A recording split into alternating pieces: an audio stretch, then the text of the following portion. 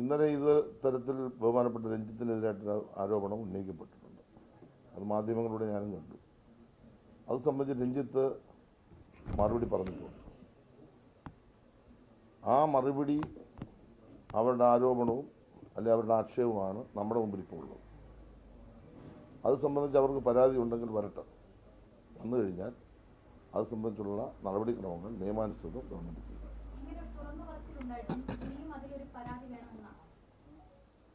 നിങ്ങൾ നിയമം പഠിച്ചിട്ടുള്ള ആളുകളും മനസ്സിലാക്കിയിട്ടുള്ള ആളുകളാണെന്ന് എൻ്റെ ധാരണ.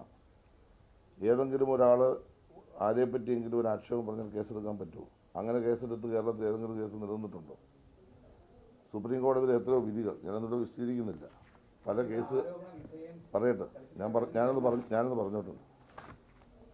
സുപ്രീം കോടതിയുടെ പല കാര്യത്തിലുള്ള വിധികൾ അത്തരത്തിൽ ഒരു കേസെടുത്താൽ ആ കേസ് നിലനിൽക്കില്ല എന്ന് പല ഘട്ടങ്ങളിൽ പറഞ്ഞിട്ടുണ്ട്. ആർക്കാണോ ആരോപണം, ആർക്കെതിരെയാണോ അവർ പരാതി തരിക. ആ പരാതിന്മേൽ ആവശ്യമായ തീരുമാനം അത് ഉന്നയിച്ചല്ലോ. ഉന്നയിച്ച സ്ഥിതിക്ക് അവർക്ക് പരാതി തരുന്നതിന് ബുദ്ധിമുട്ടില്ല. പരാതി തന്നാൽ അത് നിയമാനുസൃതം കൂടി സ്വീകരിക്കും.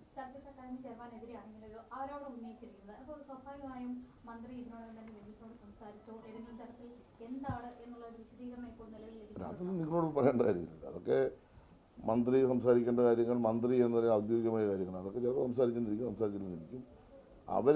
അദ്ദേഹത്തെ പറ്റി പറഞ്ഞ കാര്യത്തിൽ ആർക്കെങ്കിലും പരാതി ഉന്നയിക്കാനുണ്ടെങ്കിൽ രേഖാമൂലം തന്നാൽ ശക്തമായ നടപടി അക്കാര്യത്തിൽ ഗവൺമെൻറ് എടുക്കുമെന്ന് നേരത്തെ മുഖ്യമന്ത്രി തന്നെ പറഞ്ഞല്ലോ. അത് സംബന്ധിച്ച് അന്വേഷിക്കാതെ എനിക്ക് പറയാൻ പറ്റുമോ ഈ കാര്യത്തിൽ എന്തെങ്കിലും വസ്തുതയുണ്ട്? അത് അദ്ദേഹം നിഷേധിച്ചിട്ടുണ്ട്. അദ്ദേഹം അത് പൂർണ്ണമായും നിഷേധിച്ചിരിക്കുകയാണ്. അപ്പോൾ പിന്നെ അത് പരിശോധനയ്ക്ക് വിധേയമാക്കേണ്ട കാര്യമാണ്. നിങ്ങൾക്ക് താല്പര്യമുള്ള കാര്യങ്ങൾ നിങ്ങൾ കൊടുത്തോളുക. നമ്മുടെ നിലപാടുകളാണ് നമ്മൾ വ്യക്തമായിട്ട് ഈ അവസരങ്ങളിലെല്ലാം പറഞ്ഞുകൊണ്ടിരിക്കുന്നത്.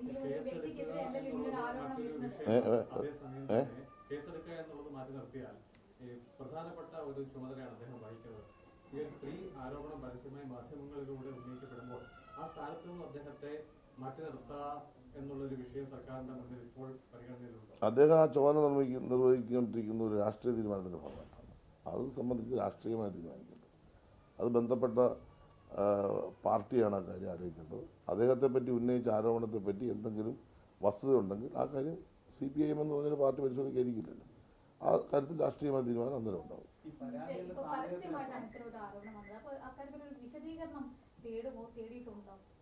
അതല്ലേ ഞാൻ പറഞ്ഞത്. പരസ്യമായി ഒരാളൊരു ആരോപണം ഉന്നയിച്ചിരിക്കുന്നു. പരസ്യമായി തന്നെ ആരോപണത്തിന് വിധേയനായ ആൾ തള്ളിക്കളഞ്ഞിരിക്കുന്നു. അത് സംബന്ധിച്ചിടത്തോളം പരാതി ഉണ്ടെങ്കിൽ ആ പരാതി മാത്രമാണ് ഈ ഗവൺമെൻറ്റിൻ്റെ മുമ്പിൽ, നിയമത്തിൻ്റെ മുമ്പിൽ നമുക്ക് പരിശോധിക്കപ്പെടേണ്ടത്. ആ കാര്യം വന്നാൽ പരിശോധിക്കപ്പെടുമെന്ന് പറഞ്ഞു കഴിഞ്ഞല്ലോ. ബഹുമാനപ്പെട്ട മുഖ്യമന്ത്രി അസംദിഗ്ധമായി പറഞ്ഞല്ലോ. നിങ്ങൾക്ക് ഈ കാര്യത്തിനൊന്നും ഒരു സംശയം വേണ്ട. ഈ ഗവൺമെൻറ് ഈ കേരളത്തിൽ ഒരു കാര്യം വ്യക്തമാക്കി മനസ്സിലാക്കിക്കോണം. സ്ത്രീ സംരക്ഷണത്തിന് ഏറ്റവും പ്രാധാന്യം കൊടുക്കുന്ന ഒരു ഗവൺമെൻറ്റാണ്.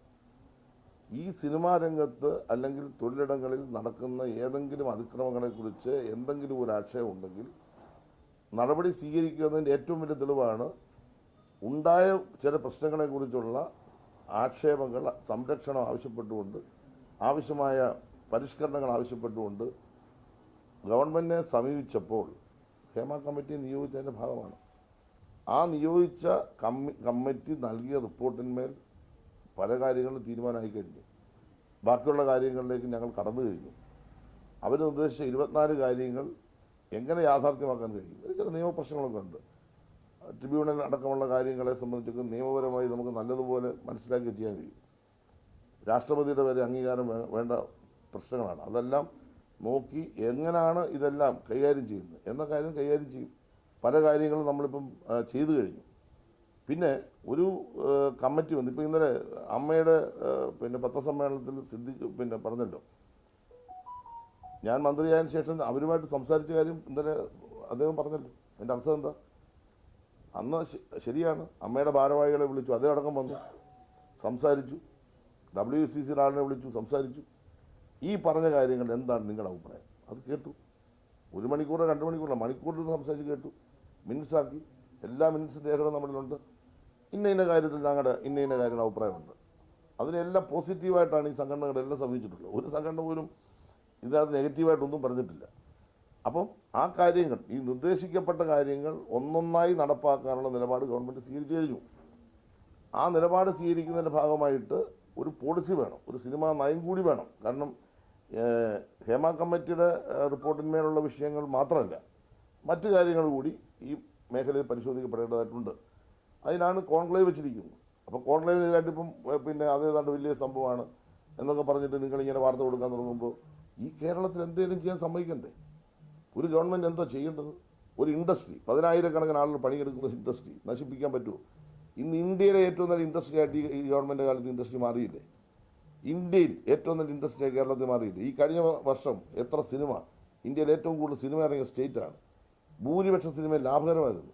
നിങ്ങൾക്കിതൊന്നും പറയുന്ന സംതൃപ്തി കാണത്തില്ല. കാരണം നല്ല ഒരു കാര്യം ഇടതുപക്ഷം മുന്നണി ഗവൺമെൻറ് കാലത്ത് 7 വർഷമായിട്ട് അല്ലെങ്കിൽ 8 വർഷമായിട്ട് ഞങ്ങൾ ചെയ്യുന്ന ഒരു ഇൻഡസ്ട്രി, ആ ഇൻഡസ്ട്രി സംരക്ഷിക്കുന്നതോടൊപ്പം ആ ഇൻഡസ്ട്രിക്കുള്ളിൽ വന്നിട്ടുള്ള എന്തെങ്കിലും തെറ്റായ കാര്യങ്ങളോ പ്രവണതകളോ ഉണ്ടെങ്കിൽ കർശനമായി നേരിടുമെന്ന് ഗവൺമെൻറ് പറഞ്ഞു കഴിഞ്ഞു. പിന്നെ അതിനപ്പുറത്തേക്ക് എന്താ?